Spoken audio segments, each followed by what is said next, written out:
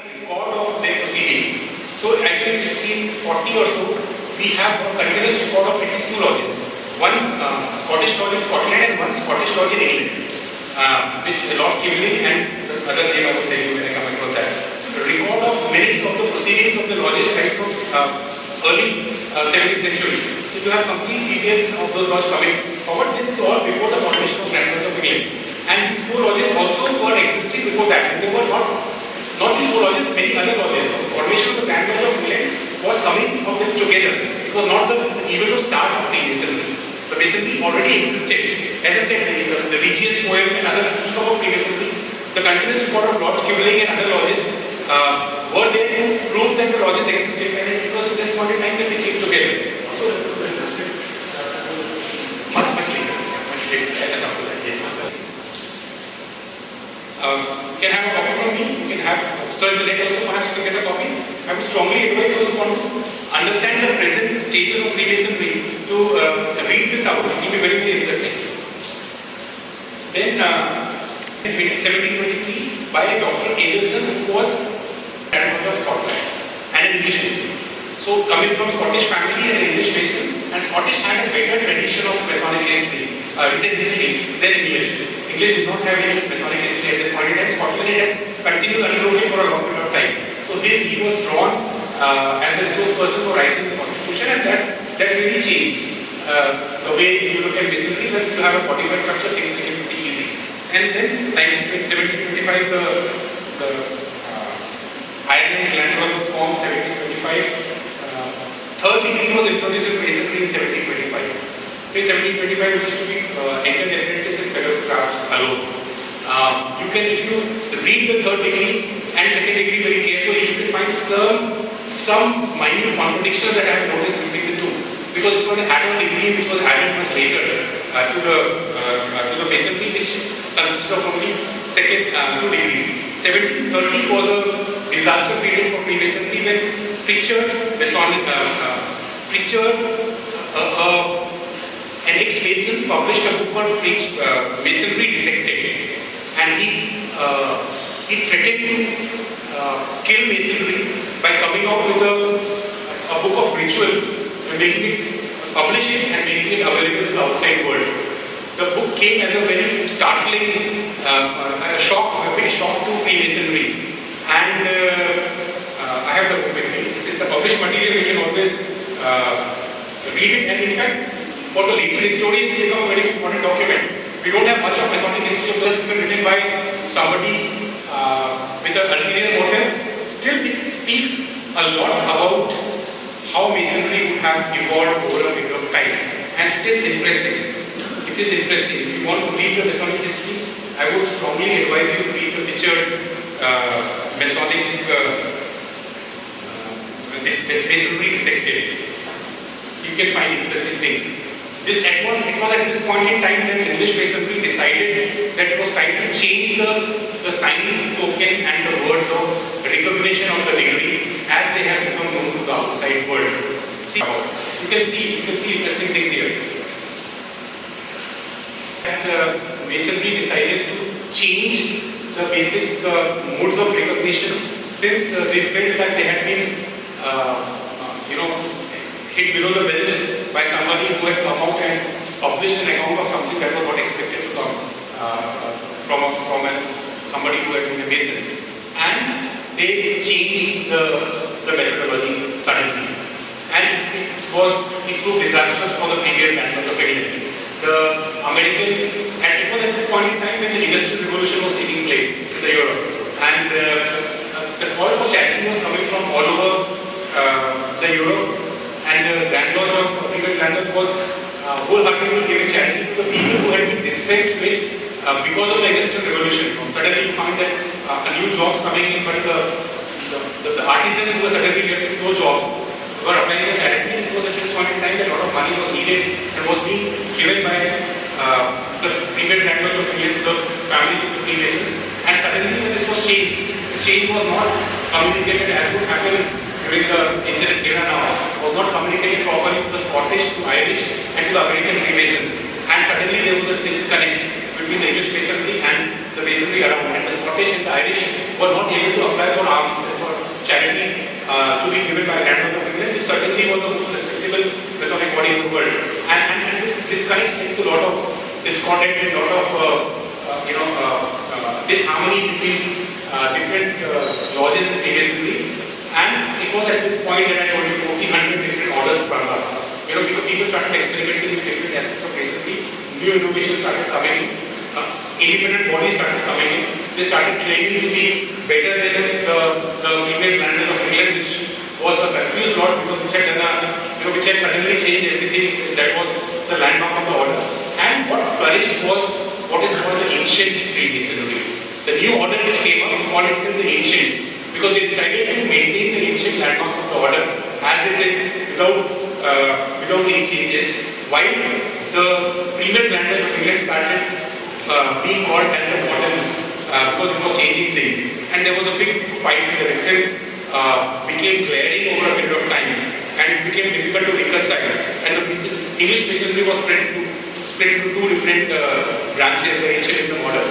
Whether you talk about the American lodges being ancient, now you can understand there were two divergent branches for at least 80 years, where Masonry was not taking about 100 years. So Masonry started developing into different groups, different families, both regular from our point of view, but both divergent from each other because of the differences that could not be reconciled. Well, it was in 1813 that the Earl of Moira, I'm sorry if I'm wrong on the pronunciation part somewhere, he prevailed upon the Duke of Kent and the Duke of Sussex, who were the Grand Master of the modern and the ancient. The Duke of Kent was the Grand Master of the ancients, and the Duke of Sussex was the Grand Master of the modern. And it was a good opportunity because they were real brothers to each other.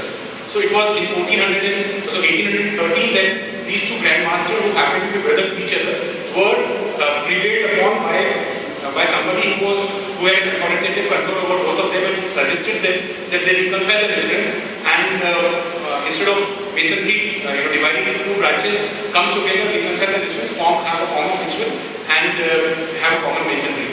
And the differences were reconciled. By the time the difference had become so earmarked that doctrines had been written on Freemasonry, people had done research on Freemasonry, and people had expert knowledge of Freemasonry. So the experts from both the sides were asked to come together, reconcile the difference, and it all prevailed in favor of the ancients and the Duke of Kent, who continues to be the Grand Master. The present Duke of Kent continues to be the Grand Master of English Masonry. So it was reconciled in favor of Duke of Kent, who happened to be the elder brother and inheritor of the ancients who had come later, the modified version. And this is how the Masonry ultimately united, and United Grand Lodge of England was formed in 1808.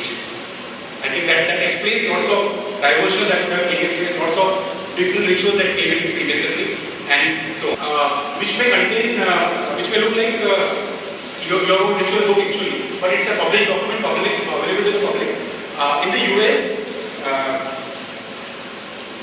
it was tried to unify the draft by coming up with a standard ritual, which was drafted in which year? It was 1800 something, 1866. In New York, which was meant to supersede all different periods, which are symbolic, which are signs, tokens, and words of recognition, which does not make it significant. So many books as far back as 1866 have been written, which actually explain those things, which are in public domain. So that allegation actually does not really stand.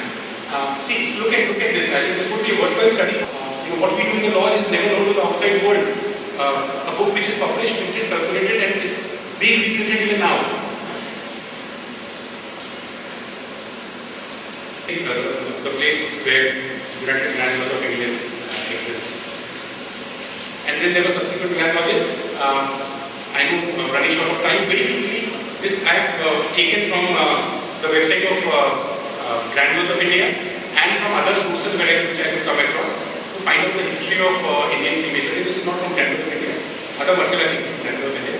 So the first It was brought to India in the 17th century. The membership was restricted to British residents until 1775, when the first time an Indian Nawab Umara, the eldest son of Nawab of Karnataka, was initiated to Freemasonry. And the lodge starting in East 67 was the first lodge constituted in 1714 Calcutta, and is still in existence, having completed 52 years.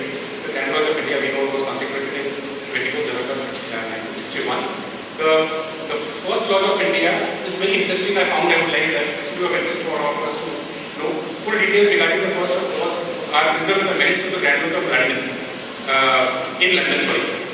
First, a petition was presented on December 28, 1728, and at the end of the minutes of the meeting, the text of the legislation from the Grand Master to empower and authorize our well-beloved brother conference that he do in our place and stead constitute a regular lodge in due form at Fort William in Bengal in the East Indies, was signed on 6th day of February 1728 in the Masonic year of 5732. The Endonuncius, which shows that the Grand Lodge that day was following the system which Scottish Lodge is still following. Still, Scottish minutes are referred in terms of the year of the light. Then the provincial Grand Lodge of Bombay was made in 1758, though there are absolutely no record of how it came into being. English Masonry does not have a description of how that would have come into being. The record is not there at the moment. The first, I told you, the first Indian to become Mason, Brother P.C. Datta of Calcutta became a member of the craft and the first Hindu. So he became Dutch in Angkor in Home Lodge in 1734 and 1872. 23 years later, he became the Deputy District Grandmaster. I have gone to the minutes of the time when the first Hindu was taken into Freemasonry. And there was a lot of debate about the way we were discussing about Buddhism. Same debate went about Hinduism those days, about the Trinity of God, about Brahma, Vishnu, Mahesh, about whether does it constitute one supreme being. And a long historical debate that went on for 9 years, and ultimately the first Indian was taken into Freemasonry. Just skip with that note. And 1843, a Parsi gentleman, managed Freemasonry, French Freemasonry. He was a joining member of Scottish Lodge. So first Parsi to come into Indian Freemasonry came through Scottish route. He was already a member of French Freemasonry. He was already, perhaps in France, he had already joined a lodge. Then Ardeshir Karsetji Wadia, only battleships in his class the world over outside the Royal Navy. And he was obviously a powerful man who was taken into Freemasonry. And Brethren, I know running short of time, very interesting aside, but to the witness for you to know is about the temple. I do lodge in Nagpur, and essentially I came up with this interesting reference which you want to read perhaps. About a brother who was an army officer in the British Army, a brigadier, who visited India during 1923 to 47 and visited lodge called during that time, lodge called the present time during that time. So perhaps read it out. And this makes it very interesting for us to, when you go upstairs in the temple later, you could see the difference in the furniture that existed in a lodge at that point in time.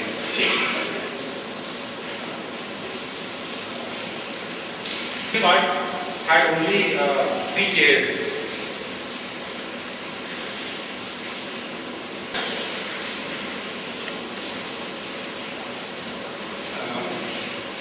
Any time in the Masonic lodge. Then how come the Freemasonry become a powerful agent of change? It is now a well-known, well-recorded fact that the slogan of liberty, equality and fraternity was given to the French people by Freemasonry. It is a recorded fact that unionization of American colonies, North American colonies, and the American War of Independence, the Boston Tea Party, had a direct or indirect connection with Freemasons. The freeing of 8 colonies in Spain by Simon Bolivar was the handiwork of Simon Bolivar and his team of Freemasons. Second World War has a very interesting Masonic connection. So how can an organization which is not supposed to even discuss politics be involved so much in shaping the society? Well, time is short. Very quickly I will tell you. John Locke the man who is credited with most of the ideas of the modern democratic setup was a Freemason, and he said that government is a trust, a contract to preserve the security of citizens. Tyranny, exercise of power beyond right, is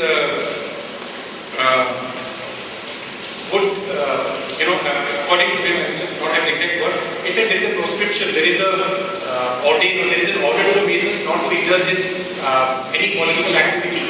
But when there is an exercise of power by the government beyond its constitutional power, the proscription also stops. This is what John Locke said in a Masonic Lodge meeting, where he motivated the Masons to come forward and participate in the freedom movement. So there have been situations. Running short of time, I will just very quickly say the Masonry which developed in England, which was a unique institution in the sense that everybody was on the level, everybody could interact with everybody in spite of the social ranking and the status. When it came to France, it became even more powerful. And the Enlightenment in France, Enlightenment that we have studied, perhaps those who studied history, actually came from Freemasonry. Seeing of the light came from Freemasonry, and the slogan of equality, liberty, equality, and fraternity came directly from the Masonic Lodge to the French Society and was given to them. In the US, the Boston Tea Party, the party that I talked about, was actually the work of Masons who would meet in a tavern in the US in a lodge called St. Andrew's Lodge. St. Andrew's Lodge used to meet in a tavern, and the harbour was not far from the place where the brethren used to meet. They say one afternoon, suddenly people walked down from the tavern, went to the ship, and threw 350 cases of English tea as a mark of protest. No record were found about the credentials of those people, but it was noticed that those people, after throwing off those 350 cases into the sea, went back to the tavern, and the record of the tavern, appointment register of the tavern, showed meeting of Lodge St. Andrews in that afternoon, no other activity. So you can presume that the members were either influenced by Freemasonry or directly members of the Masonic Lodge, which ultimately was responsible. George Washington is another example in the US who actually united the colonies through the use of Freemasonry. The colonies were so divided, there was absolutely no interaction between them. He used Masonic Lodge, the recorded evidence. I am not boasting because I am the family of Masons. He used Masonic Lodge as an instrument